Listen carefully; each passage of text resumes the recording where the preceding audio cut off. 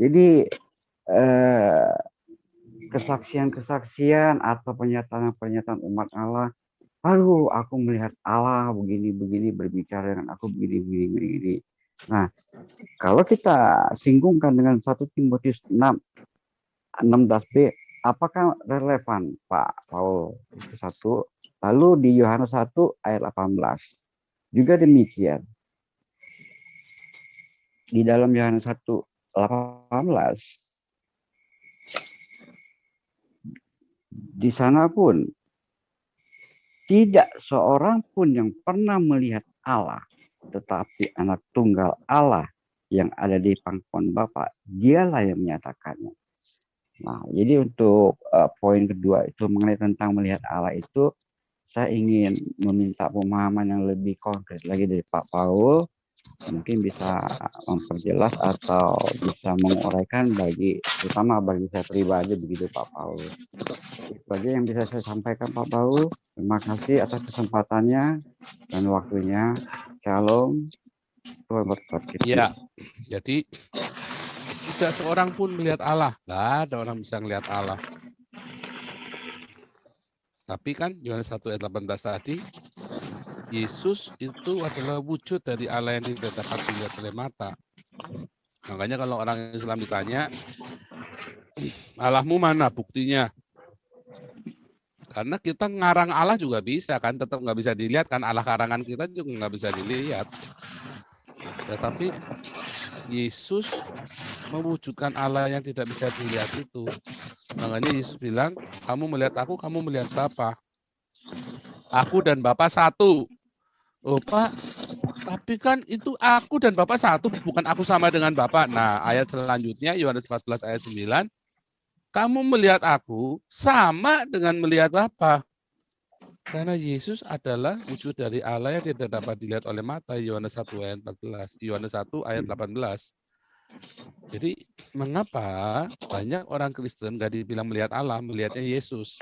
Kalau melihat Allah saya bingung juga, mungkin dia ada konflik terminologi, atau memang dia cuma ngarang aja.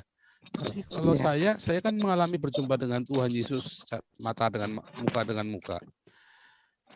Ya kan? Yesus adalah wujud dari Allah yang tidak dilihat oleh mata dari masa ke masa, dari zaman abad pertama sampai dengan hari ini, ia rajin menemui umatnya satu demi satu.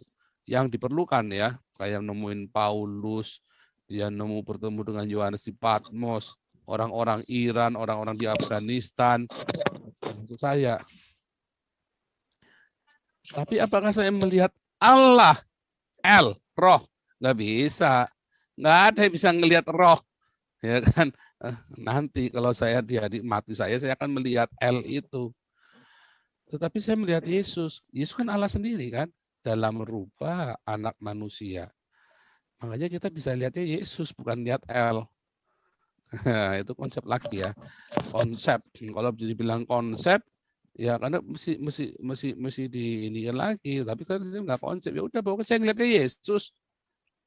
Apakah Yesus Allah? Ya kalau buat saya Allah. Nah, tapi kalau secara konsep ya udah nggak usah dijelasin. Kalau kamu berkata, oh Yesus bukan Allah, ya nggak apa-apa. Oke, saya melihat Yesus. Yang saya yakini adalah Allah. Dan saya tidak akan menyesal kalau saya menganggap Yesus Allah atau saya menyembah Yesus. Walaupun Alkitab sudah menuliskan bahwa Yesus adalah Alfa dan Omega, yaitu Allah sendiri. Yang kemarin Rudi Yohanes ngomong juga. Tetapi itu kan Yesus yang adalah Alfa Omega, yang adalah Allah. Nah, banyak orang tidak bisa membedakan antara Allah dengan Tuhan. Bagi Tuhan Yesus, ya, manggil dia Allah itu nggak penting. Karena nanti dia yang akan mengakui kita sebagai umatnya dan dia akan menjadi Allahnya kita. Dalam Wahyu 21 ayat 6 dan 7 sudah jelas. Tetapi bagi Yesus, mengakui dengan mulut bahwa ia adalah Tuhan majikan kita itu lebih penting daripada dia sebagai Allah. Kenapa? Karena kalau dia adalah Tuhan segala Tuhan, maka harta kita, istri kita, anak kita, hidup kita itu miliknya dia. Dia itu penguasanya kita.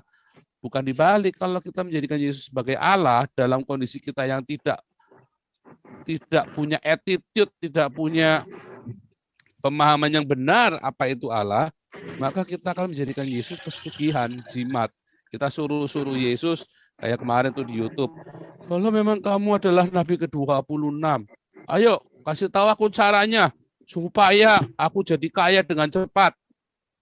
Nah, saya ini Nabi, tapi dia nyuruh-nyuruh saya. Nah, berarti kalau saya bukan Nabi, saya ini jongosnya kamu. Nah, kan gitu kan. Dari cara ucapannya itu kan dia udah kurang ajar kan, kayak orang Islam. Kalau memang Allah itu ada, si Sunan Kalijaga bilang, jadikanlah ini pohon ini jadi emas. Itu kan maunya dia, ya kan? Itu kan maunya dia. Bagaimana kalau di Alkitab? Kalau kamu menjadikan Yesus Tuhan, kamu suruh-suruh dia, enak aja. Dia itu Tuhan, kamu siapa nyuruh-nyuruh? Orang Islam itu tadi, hari ini kita mau belajar Kristen jasmani dan rohani. Gitu ya. Dan Oke, Pak. Yang terakhir, ketika kita menjadikan Yesus sebagai Allah saja tanpa konsep yang benar, ya, maka kita akan menjadi sesat. Ya, yang paling penting menjadikan Yesus sebagai Tuhan dulu. Kita nurut, hamba sahaya kita nurut. Dan ia yang akan mengangkat kita menjadi anaknya. Ia akan mengangkat kita jadi umatnya. Nah, pemahaman kita tentang L yang tidak dapat dilihat oleh mata, kita dapat dari Yesus yang dapat dilihat oleh mata. Yesus yang mana? Nah, nanti kita bahas juga. Yesus yang mana yang Anda sembah? Yesus yang Trinitas, Oneness, Sabelian. Nah, nanti saya kasih tahu, Yesus yang mana sih yang Anda sembah itu sebetulnya? Nah, kalau si Gratia Pelo segala macam, Yesusnya harus benar yang mana? Nah, yang Tritunggal dia bilang. Nah, kalau saya bilang salah, nanti kita akan bahas Yesus yang mana yang kita sembah ya. Saya kira gitu ya, Pak Ilham.